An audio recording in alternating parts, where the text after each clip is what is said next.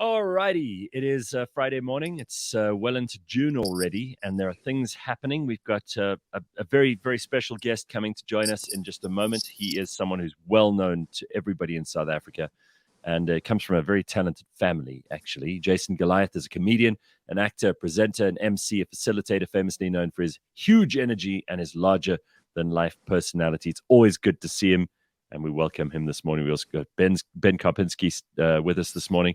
It's going to be a busy Friday, so lots to talk about. Jason Goliath, how lucky to see you, dude. How are you? Listen, I'm excellent. This is I'm not used to this time of the day anymore, Gareth. I don't know how you do this thing. Just wake up in a good mood before 8 o'clock. It's a struggle. Then also, I open my eyes to thin people discussing fat people. Let's immediately have a bloody meeting. It's experiential appropriation. Ben, you've never been fat a bloody day in your life. Calling people Jabba the Hutt. No, wait. In the meantime, you look like a no-name brand Tintin. You know what? Never, Ben. You know what? I've been holding on to this. I've been holding on to this through your whole conversation. I've got points. Let me make my points, then I'll give it back to you. You can do your show. Number one. The next time you guys discuss fat people and hold pictures on screen, you better have a fat person on the screen representing other fat people, because there's two types of fat people. Gareth, you said you don't want people on the show. Take that thing away from my face. Gareth, you said you don't want people that come and deny. Oh, I got fat by mistake. So I make jokes on stage all the time about I'm tired of 10 people looking at me in a mall like I don't know. I'm tired of 10 people looking at me like I found out this morning, like I jumped out of bed on some, I feel so bloated. No, we know we are fat. We are very well aware we are fat. Every time we try to move, we are fat. Every time we sit down, we're fat. We stand up, we're fat. We lie down, we roll over in the bed, we are still fat. So for me, I'm fat because I love food, okay? I love food more than I love Gareth Cliff's opinion. I can't explain it in a better way than that, okay? Number one, Gareth Cliff got nothing to do with my debit orders. Number two, Gareth Cliff look like he can't even cook. I don't care what Gareth Cliff's opinion when it comes to my body shape. But there are also people, Gareth, that you must understand. Fatness is a side effect of mental wellness. Fatness is a side effect of not being loved. Fatness is a side effect of having a small house and your fridge is too close to your bed. Fatness can have many reasons. You can't just blanket all of us like, yeah, you're irresponsible, Jabba the Hutt, you're eating yourself to death, treating your body like a dustbin. It's bloody not even 8 o'clock and I'm having these conversations. No, guys. Guys, you started me off on the wrong note. Jesus, that was a tirade. That's what that was. Yes, but it was the truth. It was the truth. Ben, you complaining about fat people is exactly the same as you complaining about menstruation pains. You know nothing about these things. You are not even in that WhatsApp group. Do you know what a cat is? Well, I mean, big cat, small cat. Okay, no, but you know what a cat is. But you don't have to be a cat to know what a cat is. So yeah, but you have to be a cat to understand what a cat feels, Gareth. No, you don't. Nobody cares. Yes, you do. Look at that. Look at that push next to the cell. Look at this. Even the cat came to say, don't speak on my name. You don't know my struggle. No, hold on. I don't have to be fat to understand what it's like to be a fat person. And I'll tell you something. I did look at a picture of myself about 10 years ago, and I saw I was becoming a fat slob, and I thought I'm going to fix that, which is more than a lot of these fat fuckers are prepared to do. I have no sympathy. Dude, Jason, I hear you. First of all, you are not fat. The kind of people we're talking about are like, that woman that I keep putting on the screen, because her thigh is as fat as your whole head. So I mean, I'm not gonna pretend like it doesn't annoy me when I see somebody that can't leave the house because it doesn't matter whether they go sideways or normal ways, they can't fit through the door. I get annoyed as well when I see those people act shocked.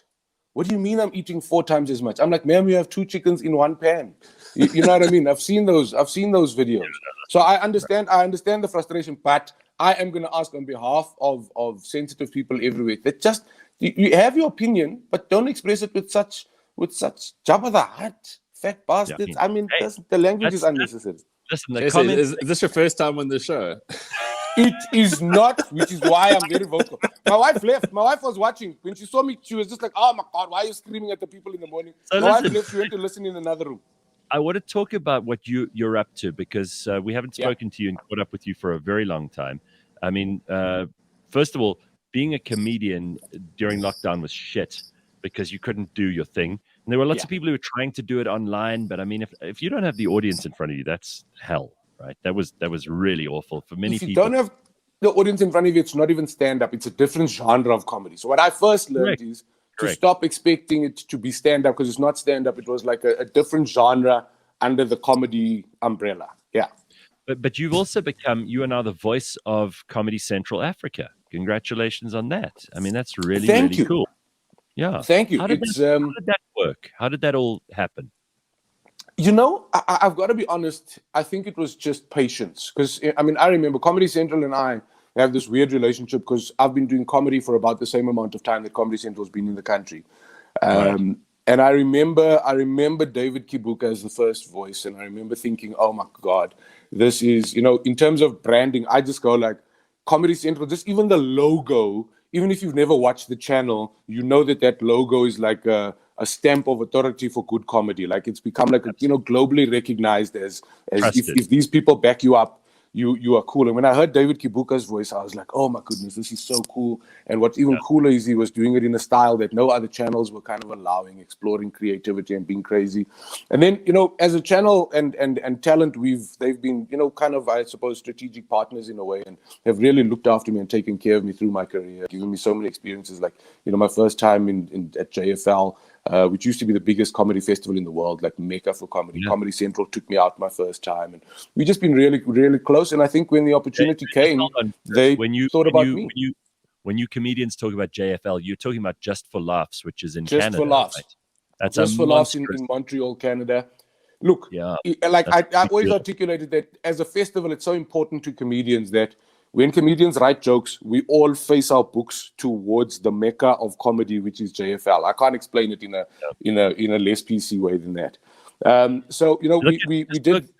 Look at Ben's cat is listening very intently to everything you're saying. Check. Yeah, Ben's cat is waiting for him to switch off his camera so it can exert its revenge on him talking things.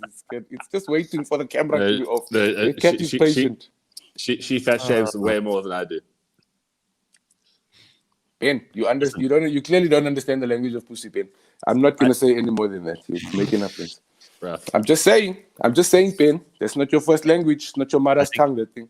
I think Jason is saying you have no game, Ben. I think that's what he's saying.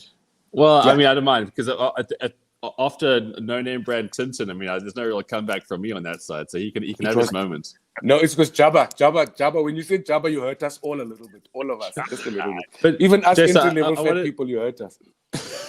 I want to change the subject ever so slightly. It's something I've admired about you, you know, because I used to be friends with Dan Nickel, and then I wasn't famous enough, so we haven't seen him in a long time. But he always chose you. I took your place there. Sorry. The other week there was actually a big celebration of your 200th appearance on the show. Congrats on that, by the way. It was Dan's 200th episode, but I love your articulation. Well played. No, but something I've always enjoyed about you is that, like a lot of comedians, they make no money, right? So you have to do the corporate stuff. You have to toe the line. You have to do all those kind of things. Yeah, but you somehow are funny in that stuff, and you're still funny. And it's like what you've done since the Castle Lager days. That's when you first sort of like shot to fame. And you know, I'm not here to blow smoke up anyone's ass. I just, you know, I don't ever see you because I don't play golf anymore either. And I've just got to say, after all these years, like, you are still funny. It's hard. Yeah. I mean, a lot of people just like they stop funnying. You know, firstly, thank you. I appreciate that very much. Secondly, I think I'm very, very comfortable with who I am, and I think what helps me be funny in all those situations is that I'm just like at corporate, I'm just funny without swear words. On stage, I'm just adding swear words, which is like having the curry with aromat. You know what I mean? Adding some flavor. But funny, I think, and I think one of the scariest things that especially comedians and artists don't speak about is, you know, that light going out. Because we've seen it in other artists. We were fans of an artist that had a kind of confidence wobble and just couldn't pull it back up. And I think it sits in our minds. And the pandemic, you know, made it even exaggerated it even more, because generally we take kind of 3 weeks off, when clubs are closed, December, January, every year, and we come back after those 3 weeks rusty, and then we had 2 weeks off, 2 years off, and we all thought that the rust is going to overwhelm us like an old Datsun from Durban, you know what I mean? And the fact that we can still do it, so I'm confident that it's a confidence game. And I always say to comedians that the first person who's got to believe that you're funny is yourself, because you've got to believe in your funny. Because if you don't believe in your funny, the second the audience stops laughing, you'll go that direction with them.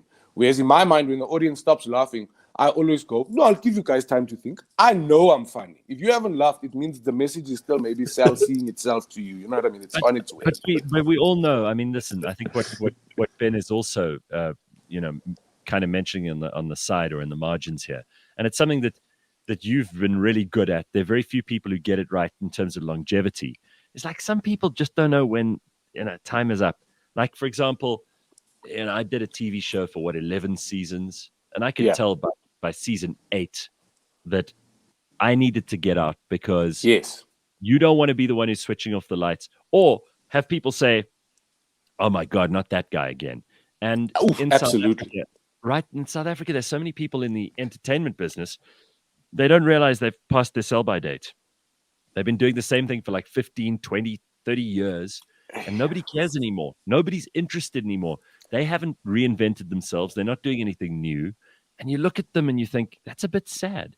And in comedy, it's so stark because, they're these grumpy old guys. And I'm not going to mention names because a lot of these people who deserve our respect because they've been around a long time, right? And they're like an old bull elephants who knock over shit in the Kruger Park. But some of these people they're not funny in their real lives, and they're not even that funny when they get on stage anymore. They just moan. And yes. I don't know that those guys, anyone's actually had the balls to go up to them and say, "Hey, listen, dude, you used to be the funniest guy in the whole country. People love you. But if you stop now, people will remember you for the good times. If you carry on, as a grumpy old bastard." Yes, put your bat in the air. You know what I mean? Put your bat in the air. Vi off, not out. You know what I mean? Put your bat in the air. Let the audience cheer. Yes. They know you got 1 or 2 more sixes. You come to the next match. I'll show you those sixes. But for now, I think I've done enough damage here. Let me just.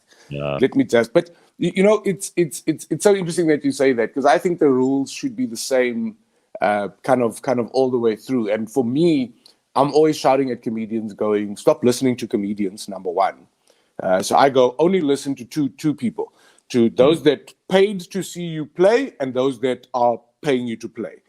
So you worry about the opinion of the audience, and you worry about the opinion of the person that is arranging the event and that booked you. Everybody else's opinion doesn't matter. So I always say to comedians, why do you care what a comic thinks about your set when the audience is literally their only job is to tell you if you're doing well or not? So for me, I think that what happens is people get so caught up in this world. And, David Kibuka was my great mentor, and I'm weird that I'm bringing him up again. But he said something so interesting to me. He said, listen, this life is going to get so exciting, and there's going to be so many interesting things that many artists forget what they sell.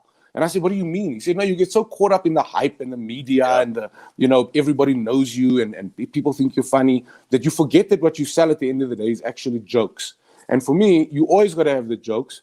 And number two, the second the audience is not laughing, if you're not listening to that, you've lost already.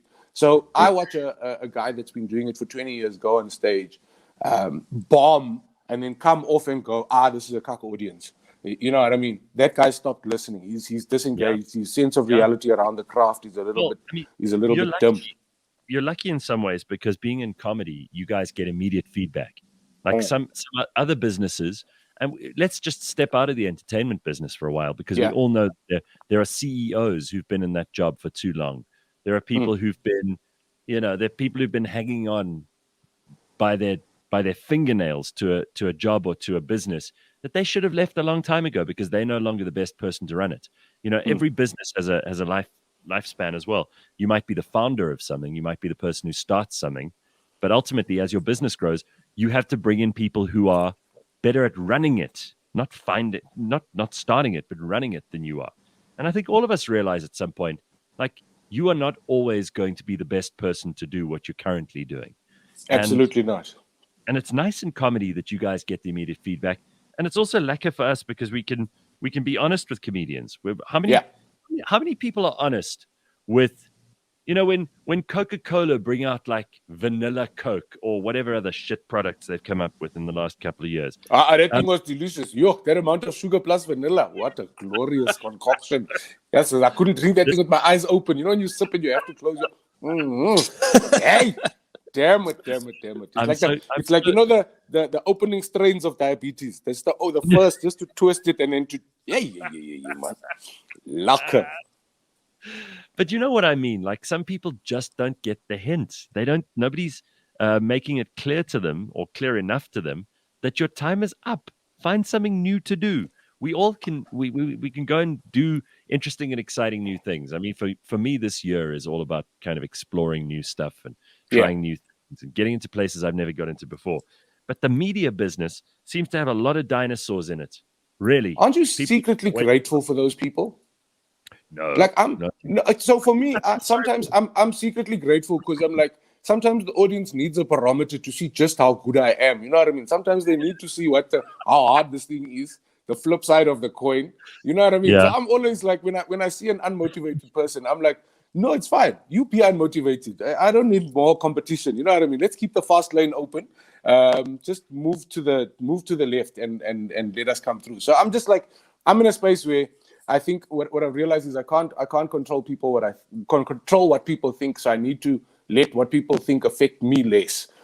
So when I see a guy on stage that's past his time and nobody can tell him, I'm just like, yo, I'm not going to tell him, but I'm going to let him know. Like there's a famous story within the comedians about Jamie Foxx years ago. And the story is Jamie Foxx goes on stage and he's been doing the thing for years at the time and he's very, very famous. And it's in one of these kind of, Apollo rooms where it's just rough and rowdy. And Jamie goes on and essentially gets booed off. He bombs so bad that, the audience turns on him and gets booed off and he comes off and he's like, cuck audience, etc. And as he's walking out the backstage door, literally he hears the whole building vibrating with laughter and it is heaving. Turns back, goes back in stage, and a young Chris Tucker, who's an open spot at the time and unknown, is destroying the house. And in that moment, Jamie Foxx always speaks about how he then realized it's never the audience's fault. It's always the comedian's fault. Yep. And comedy is always going to be the boss. So comedy is not like music where I believe you can be the absolute master and you never play a bad note. With comedy, even if you Dave Chappelle, you can have a bad set and bomb. That's just the way new great content is created. You've got to test it, trial it, and the only way to do it is to die in front of an audience who can't wait to tell you that was cuck. But that point of Jamie Foxx sits in my head for a long time. Is never think you're bigger than the game, and never stop listening to the audience. Never stop. They'll tell you. You guys speak about the whole like reinventing yourself and rejuvenating yourself. COVID was the rusty time period, but I mean, social media has given comedians a whole different way of marketing and obviously trying what they can do. Do you find like that's something that you've enjoyed more, or do you feel like there's a lot of pressure because now you've got different platforms to be funny? Do you feel like there's more pressure for you to always be on those things, or do you see it more like something that can help you build? Look, I'm 41, so social media pressure is something that I wish I could say, listen, I feel no pressure about social media, but I think the pressure I do feel is that it's like sometimes it's a new language. Like I look at these new TikTok comedians, and I go, how could you post that video? There's a dirty sock in the back of the room. Because I come from a time, no, for real, I come from a time where if you have many takes, you see the sock, you remove the sock, you take it, right. You do the take again. But that's not what's trending. So I find myself feeling like a bully because I'm looking at some of this content with 1 million views, a sock in the back of the room, and I go, I don't understand what's so exciting about this. So number one, I feel like I'm a little bit too old to understand it. Number two, other than comedians like Donovan Goliath, for example, who, it was expressed that he found his freedom in captivity because the lockdown forced him to go back to his roots of creativity, and he got so engaged online. And I didn't feel any pressure because I'm not that guy. Someone sent me a clip of Donovan just the other day because we do this thing called Collectomania. It's this very funny clip where he's basically joking about how he's collected 40,000 the bullies bags. Yeah. Bags, which it's brilliant. Now, I'm not on TikTok, but my God, there's room there for people to come up with creative ideas. And I've met some of these like TikTok stars. First of all, I don't know who they are when I meet them, which is probably 100%. better. But some of them are killing it. They're doing extraordinary stuff. Amazing.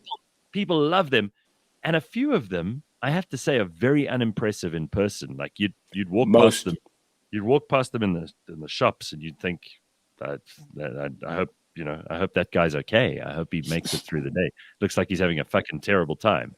So look, let me jump in here. What I love is, so firstly, I think that we all live in the space of fear that everybody's out to take what's ours, and I don't think that this is the case with these new, let's call them digital comedians, because that's exactly what they are, because their content is funny. So for me, new worlds, new piece of pie. There's enough for everybody. You must just kind of understand the lane that you're competing in. So I listened to Loyiso Gola do an interview. And he articulated it best, so I'll just repeat his articulation. He said, look, like for comedians, a TikTok comedian has a dedicated following. Those people follow them because of initial interest in their content, and they already believe that they're funny. They have 20 takes, so it's easy for them to keep their audience, who've already identified that they're funny and they kind of like that brand, entertained. A stand-up comedian can walk into a room where nobody's seen or heard of them before and make that room laugh, which is what a digital or a TikTok comedian can't do. So they can't just walk into a room, meet somebody for the first time live, and without the opportunity of a second take, engage with the room and make them laugh. And I think that what's exciting for me is it's opened up this whole new kind of genre. And I think the industry before was preaching about gatekeepers, and I think all industries of the arts you have to be so-and-so label to be seen, and the best of us are not being showcased. And at the moment, this thing here is your agent, it's your television platform, it's your channel, it's your equipment. And if you have one of these, you can show anybody how good your skills are. So like, I was doing a gig in PE a couple of months ago, and like 4 young ladies came up to me and said, yes, man, we have a band. Do you have any advice for us? We got quite a crowd of like 74 people at our last event. And I was like, guys, that's excellent. They were like, what advice do you have? I said, give your music away for free. They were like, what do you mean? I said, put your music on the internet for free, give away as much of it as possible, build an audience online, then you can translate that into bucks, because it's not 1980 what where you've got to deliver the cassettes and hope for the best. Correct. I was just like, give it away. Let people hear. Build your audience. There's nobody stopping you right now. If you are an entertainer, whatever, you could do comedy, you could do music, you could be one of those people who puts together little documentaries, you could be someone who teaches people things. There is no excuse anymore. You don't need anyone on your side to be able to be successful. If you just need to be good. That's it. Absolutely. But you've also got to deliver. Like, this is where, and Ben, we've spoken about this a million times. It's like a lot of people have good ideas. In fact, ideas, you could find them under, if you just kick a bush properly, a whole bunch of ideas will fall out of it that the last 3 people left there. But it's doing... As they say, Gareth, ideas are like arseholes. Ideas are like arseholes. Everyone's got one. Yeah. And unlike arseholes, many people have more than one. I mean, if you had more than one arsehole, that would be a major, major problem. But you'd basically leak shit like a sieve. But the fact are they both together? Is like one on your back? I don't know. I'm just trying to orientate. Like, how do these? Anyone with more than one arsehole? No, because is it like those exhaust pipes that are together, or is it like GTI where they on the opposite? Yeah. Listen, if you had to have a second arsehole, I think it'd be better for them to be closer together. It'd be pretty funny. It'd be pretty funny, like, because like with a car, you get to a certain amount of horsepower, you need more exhaust. What if you get to a certain kilogram weightage? Suddenly, it's like, whoop, second arsehole popped up there. You see, I'm now worried about. No, because like if you've ever been in a public platform and you've got a controller pupol each, like you can't show. Now imagine 2 pupols are itching at the same time. Oh my goodness, that's how you'll have a stroke, I'm telling you. Oh my God. That's outrageous. The fact is, it would be a lot worse if you had arseholes opening up along your spine. Imagine if you had one at the bottom, and then before you knew, there was one in the middle of your spine, and then you had one on each shoulder blade. Oh no, hell no, that would be horrible. No, like a jacuzzi with the ports all over your body, but the brown fountains. My goodness. Who's that laughing in the back? Someone's laughing in the back. That's my wife upstairs. That's making me feel good about my jokes. Brown footballs. We've definitely found we found her niche. That's funny because in slang, kakas, we call it You know what I mean? That's our slang. That's like the you want to see a colored girl gag? You just say, did you slaughter girl? That's how you call it, And then I'm saying you would be a human spa because you'd be a jacuzzi and you'd be a spa. You know what I mean? Would you like a mud bath, darling? You know what I mean? Oh, that's disgusting. Let's move on. Let's move on quickly. So the point was, the whole reason we brought up arseholes, thanks very much, Ben, is because a lot of people have ideas, but they don't do anything with it. I mean, what I love about you is that you've always got shit done. I mean, I know that, didn't you have a whole bunch of money stolen from you recently? Mm-hmm.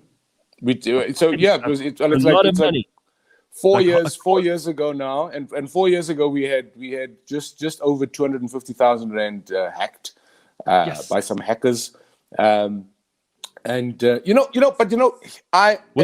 that out of your bank? That is out of our bank. So what happened is they hacked our emails, but on like the master level, so it didn't matter if we changed passwords, and then all they would do is intercept. So we would send out an invoice. They would block that email, change banking details on our invoice, and forward the invoice to client, and then harass client from us going, have you paid? Have you paid? Have you paid? Have you paid? Have you paid? And it took us like 7 days to figure it out. And by the time we'd figured it out, many clients had paid money to the wrong account. We'd paid to the wrong account as well because they did that too. I remember Lockenville. We'd booked Lockenville for a thing, and then Lockenville were like, guys, we haven't received the money just before they're going on stage. And we're like, what do you mean? We paid you 2 days ago. Now you must pay people again because you can't be having this conversation now. It was rough. But it is what it is. So for me, I'm just like, it is what it is. It's not a defeatist thing. I'm just like, we've stopped pretending that the world isn't the way the world is. So you can't stop every time you get robbed or something bad happens to you. You just got to keep it moving. And we've kind of had that attitude as a business, and I've had that attitude in my career that I love this thing so much that I only want to do versions of comedy, whether it be acting, radio, movies, whatever it is I do. I want to have that feeling of does it make me feel good? And I think that's such a nice privilege to have worked for, is that I don't have to do things that don't kind of, make me happy, or that I wouldn't do for free anymore. I've got like, it's this weird realization that I think to be able to make your money while having as much fun as I have makes me luckier than a lottery winner. Like, I'm the luckiest person I know. You sound like you're over it, and I don't want to traumatize you again by making you tell the story, but dude, to have 250,000 rand stolen from you, this is really, that's got to be one of the most, I would have been so angry for so long. I'm impressed with how you just breezed past. Look, no, I'm okay now, but I can't live there. At the time, if I found those people, I had a very clear plan. I was going to be sneaky. I was going to find out, because scammers generally, they have families. That's why they turn to crime. They want to feed people. Yeah. Then all I was going to do, I was going to go and fetch their children, leave their children with my mother because she's a great babysitter. And then after about 4.5 days, I was just going to deliver a shoebox with sheep kidneys inside saying, be careful who you steal from, and say nothing else. Just, you know what I mean? That's the level of anger. When you start having dark movie-like thoughts. That was the level of thoughts. It's like, I will take these people's children, leave them with my mother, so they're having an even better time, eating brand name food for the first time in their life. It's nice. It's nice. The kids are safe. And then to the parents, however, shoebox outside the door, lacquer with a bow. It must look like it comes from online shopping. It must look nice. There must be an experience. You're opening up this newspaper, then all of a sudden, 2 sheep kidneys just going, you've robbed the wrong people. You've robbed the wrong people. I wish I could add my face and tone to the... No, it made me very, very angry. And then you realize that, we are so ignorant. They are like formal operations, call centers. People get dressed in a shirt and a belt and a shoe to go and steal from you every single day. So we just got to have our wits about us. And I think the biggest lesson for me is it could have been more. And although that thing hurt us and almost finished us, it didn't. But it did make us wise. It did make us bolster internet security, think twice about clicking on links, makes us just, because people want to take your bucks and they don't care. Wow. Yeah. Somehow, I mean, it was much more fun when we were talking about having multiple assholes, but it's a real thing. Hey, we talk about it often on the show, and people get ripped off. And every day. And you know how many people have lost like everything? And the bank's not going to give you your money back. That doesn't happen. Well, I know the process. I know the process now. So the bank is very, very simple. The bank will only investigate firstly if you initiated a transaction. So if you transferred the money, then they'll help you. But so I went to the banks going, listen, my clients have transferred money into this account, thinking it was my account because these people were posing as me. Then they said, your clients have to go to the police and report, and then your clients have to come to us and report, and then we will initiate an investigation. So at in the moment, you just want to burn down the whole thing because you're like, why are you not protecting me and my money? You can obviously see what has happened. Why are you not even willing to investigate? Then you hear things like, the banks in South Africa, each of them get at least, they're getting 1 million attempts a day globally to hack them. So they are dealing with so much. And then, I feel very important and special because it's my money. But to them, it's a list of people. It's heavy. Maybe in the whole scheme of things, 250,000 Rand, which is a lot of money to any of us. Don't get me wrong. But yes, maybe in the big scheme of things, that's nothing because there's probably billions being stolen every day. Who knows? Exactly. And you don't. I mean, it sounds like I'm definitely not on their side, and I think that those processes need to change. And I think that a lot of them are kind of working towards it. But I think the bottom line is don't underestimate how smart thieves are. Like I read an article the other day. Or my wife told me because she reads articles and then tells me. But it simply said that, listen, we are idiots and underestimate how smart criminals are. Because, for example, you get a mail from a scammer and you are laughing at the how do you call it, the articulation, the English. You're laughing at the grammar, the grammar. There's the word. You're laughing at the grammar. Then the article said that grammar is intentional because if you are foolish enough to think that it's a serious email, despite the grammar, you are their target audience. So it's criminals sifting through, because they don't want smart guys like you guys who are going to expose them. You're not their target audience. So what they're doing is they're clearing you out the way and getting to their target audience, because if you miss the grammar as an indicator of something's wrong here, then you are more likely to fall for the next step and the next step and the next step. So now we think we're clever because we're like, look at this guy, can't even English, and he thinks he's going to fool me. No, he has fooled you because he's made sure, because you're the guy that's going to catch him, report him, and get him into trouble. So he doesn't want you. He wants the Dombra that is so desperate for the bucks. They rely on greed and feed on all of those things. And for me, that is just such a fascinating thought to go, I live in a bubble. I think I'm clever. In the meantime, there's no more clever people than criminals. Dude, that's spot on. I didn't even think about that grammar thing, but it makes so much sense. I mean, that's how you filter out the target audience that you want. It's brilliant. 100%. So listen, one other thing. I mean, I'm trying to kind of keep the conversation in the bounds of what I wanted to talk about. We could let it go anywhere you want now, but I did want to congratulate you. It's been 10 years of Goliath and Goliath, eh? Guy, 10 years of Goliath and Goliath Pty Limited. That's amazing. We can't believe it. That's phenomenal. It flew by. It was the quickest and the best 10 years of all our lives. So for those quickly that don't know, Goliath and Goliath is made up of 4 people. There's my sister Kate, who's our MD, and she's our boss and manager. And she's the brains from. I mean, listen, 100%. She's we've interviewed her once against her will when you guys came in. When you just started Goliath and Goliath, we had, and nobody was interested in what you assholes had to say, but Kate, she had always. She's the funniest and the smartest. She really is. Thank God for her. Your family would be on the streets. Thank God for me, because I enabled. She was one of those old engines. I had to start like this, so because it was a two-ply. There's a two-ply situation. Our family, right, but anyway. So Kate's our MD. Kate, who we poached from. She was a public relations officer at Prime Media Broadcasting when we poached her. And we're like, Donovan and I had this idea to say, hey, let's go in. And of course, there's Nicholas Goliath, who's our cousin. And Nicholas Goliath and I started comedy on the same day. And Nick is kind of just, Nick was a sleeping giant, like unbelievable at comedy, but I can't wait to announce when he's ready what he's about to do next. And he's just found a new creative lane. I think this pandemic did the same for him as for Donovan. And we'll probably be announcing in the next 2 months, I think, what Nicholas's greenlit project is. Donovan came from Network BBDO, which was a big agency, and it just meant now we had all of these people coming together. Donovan not related at all. That's why it's Goliath, the family name for Kate, Nick, and I, and Goliath Donovan. And 10 years later, we've been doing our favorite things. We've I think, influenced a generation of comedy. We've influenced, and so when you like look back, it's like I'm just like, it's so crazy. I sent Donovan a screen grab of somebody's social media the other day, and it was a completely different comedy brand, but the design language was so similar to ours. And I was like, guy, I hope you realize that in some way we've influenced the design language even of stand-up comedy. Never mind just the way things run, the professionalism, but what a gift, man.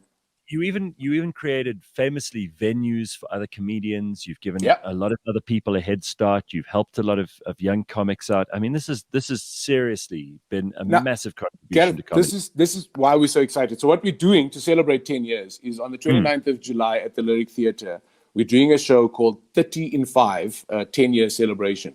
So we're getting 30 of our favorite comedians. Now, these are comedians that either preceded us in the industry and helped us grow. These are comedians that came up with us at the same time, and comedians that we helped come up. So it's like all the headliners. We're getting 30 headliners to do 5 minutes each. No host. It's just rock and roll comedy, DJ on stage. Buzzer, if you're dying at 3 minutes, the room will turn red and you'll be buzzed off stage. Wow. So it's just going to be this like massive celebration of comedy. And I also think that because of what we've all been through, it's going to be the dipstick test, where you'll be able to, in real time, see what the quality of South African stand-up is. And let me tell you, it's unbelievable. I just want to say, it's very nice of you to include really talented people like Pop Pops and Joey Razdin and Lihle Msimang, Tatsin Konzo. And it's even nicer of you to give Nina Hasty a job. I mean, she's really been on the skids for a while, and it's nice. Your jokes are fine. Either way, we're doing it all for our original ticket price. So we started a gig called Our Wednesday before we started Goliath and Goliath. We started this gig called Our Wednesday, which became like a cult thing. It was just great. And that running that gig made us feel like there's something more. And that's how we started Goliath and Goliath. And our first ticket price was $50. So we're doing it for $50. 30 comedians for $50 just to celebrate, because it's a party. It's a party. Even the people who live near Gold Reef City can finally afford something in Gold Reef City. Look, no, those people are still going to ask for comps, my friend. Even at 50 rand, Gold Reef City people, they're going to tell you, 2 liters of petrol. I can never. At the moment, even if you come from just around the corner from the Lyric Theatre, it's going to cost you because petrol's so fucking expensive. So EP47 wants to know, does anybody, I mean, it's lucky that you're on the show this morning, know where Jason Goliath was raised? Where are you from? You want to know? So I'll give you like the long truth, which I never give anybody. I normally just give the summarized version. So I was born in what's now Tambo Memorial, was then Boksburg General Hospital. That's why I'm so robust. In 1980, back in the olden days. And then my folks lived in Nigel until I was 2. From Nigel to Eldorado Park until I was a teenager. From Eldorado Park, we went to Maritzburg, Florida. Hold on. It was like a Nigel, what the hell? Nigel, my friend. What did they do in Nigel? Nigel's like a mining. Strictly. No, but it's like a mining town, isn't it? It's a horrible so place. You know what it was is back then housing for people of color was a struggle. So very often you stayed where somebody from your town had moved. And would tell you, listen, there's free houses, put your name on the list. Not free houses, but available houses, put your name on the list. And it's fascinating for me to go back to that time, because if I look at like my dad is many brothers, and they all live in different parts of the country for that reason, because one of their friends said there's a house available. So like, family arcs of opportunity were changed based on house availability in the 80s because of the Group Areas Act. You know what I mean? It was like crazy stuff. So my folks lived in Nigel because that was where the opportunity to move from Durban, from where they were both born, and out of their parents' home. That was where their first opportunity was. Next opportunity, Nick's dad moves into Eldorado Park and says to my dad, there's some houses in Eldorado Park, which is much closer to where we all have to work, etc. And then Nigel to Eldorado Park when I was about 2. And then Aldo's was, I think, my main formative years. Growing up in Eldorado Park with an alcoholic father will make you strong, my friend. Let me tell you, it will make you streetwise. I'm so pleased that you explained that Nigel thing, because this just, again, proves, people always think, government, it doesn't really affect you as much as it used to. And that's probably true. And it's a good thing. Let me tell you something. People had to put up with unbelievable shit just because some idiot politician decided they were going to do some social engineering and send colored people wherever they wanted to send them. Isn't it insane When you think about that today, if someone told you, Jason Goliath, they said, you've got to move here because that's where colored people are allowed, you'd That's it. give them the middle. You'd No, give no, them no, the but finger. worse than that, they went, you can't buy this house. We're giving you a Yeah. 99-year lease. So you couldn't buy Right. the property. We're giving you a Yeah. 99-year lease, which means you pay the government in perpetuity and you will never own the property. You will never own the property. So then people would be clever and make profit by selling the contract. You know what I mean? So I sell you the 99-year lease. I make a 10 grand profit for deposit on my next contract. What's even scarier, and I think that what is hard to talk about now is like apartheid was a genius system. As much as we hate it, it was clever, that thing. It was very, very clever. It was very well thought out and it was incredibly executed. And then we don't speak about the fact that it's like a financial crisis. So when we go through an economic meltdown, the man on the street only feels it in his pocket 2 years after they've declared the recession over. Right. So apartheid now, 25 years or whatever it is down the line, I go into the hood and I see the results of apartheid. Because what we don't speak about is apartheid made everybody live together. Then when everybody was living together, there was all types of colored people. So I go Eldorado Park. Every house in Eldorado Park had every street in Eldorado Park had one big house with a swimming pool and a BMW. Because there was always one bully that was doing well, found a company that was, helping him be educated out of the country. And those bullies were our mentors and our role models. Then I go and do a talk with Brand South Africa in a colored area outside of PE. And my heart was broken, bro. We do this talk about work hard, tell her whatever you want, your dreams are possible, and just put it in and you'll get it out. Lighty comes up to me after the show. And by this time, we've done about 6 regions. So I'm like, confident in the talk. Lighty comes up after me the show and he's like, bro, I don't want to be funny, but that thing that you said doesn't graph for us. It doesn't work for us. And I'm like, what do you mean? He said, my man, you said work hard and you'll be fine. My father's the hardest working man I know. He works 2 jobs and we are broke. The drug dealer on the corner has a swimming pool and a BMW and doesn't work hard. Why would I work as hard as my father to be broke? So then when the Group Areas Act ended, all of those houses with swimming pools, those people moved to the suburbs.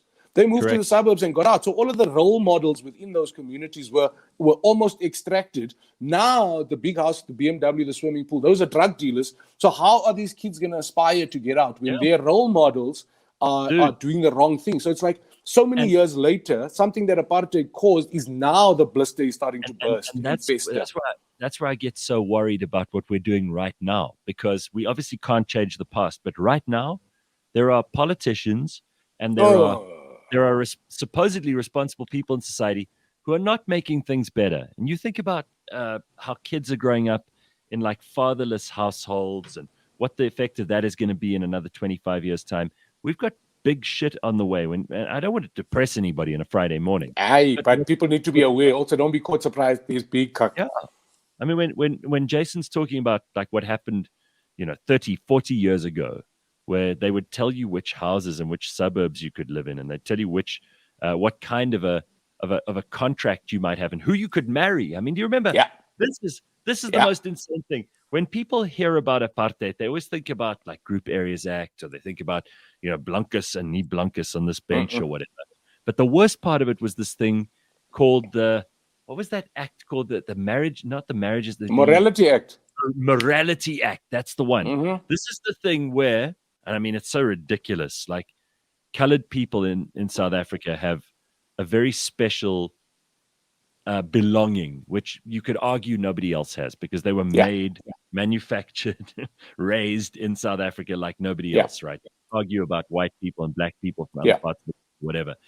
But the idea that they would tell you that you couldn't marry someone you fell in love with because Verwoerd decided you were from a different group, a different race. I mean, it's insane. You think about this now. And this is in living memory, dude. There are people alive today who couldn't marry the person they loved. No, I mean, Trevor writes a book about born a crime. You know what I mean? It's such a disgusting premise. But again, I've made peace with the fact that that system was genius. Whoever implemented that system understood divide and conquer better than anybody else. It was such a genius system that even though we've been professing freedom for so many years, the system still has a terrible hold. Long tail. And he's made worse by the fact, I remember, I'll tell you an interesting, anecdote. I remember remember the time when the ANC was voting for Zuma out Ramaphosa in, right? I remember being in an Uber, and Uber drivers are my favorite people to ask questions because they have the most interesting answers in the world, right? Started the show this morning talking about one. Yeah, go ahead. Are we? So I asked this bruh, so I'm like, hey dog, who you voting for? He's like, hey man, this thing is very interesting. So I'm like, what do you mean? He says, on the one hand, you've got somebody who will steal like an African, and the other hand, you've got somebody who will steal like a European. So I'm like, what do you mean? He's like, no, this Uber driver believes that Zuma will steal like an African, Ramaphosa will steal like a European. So I'm like, what do you mean? He's like, don't be foolish. A politician, no matter his color, no matter his country, steals. Bottom line.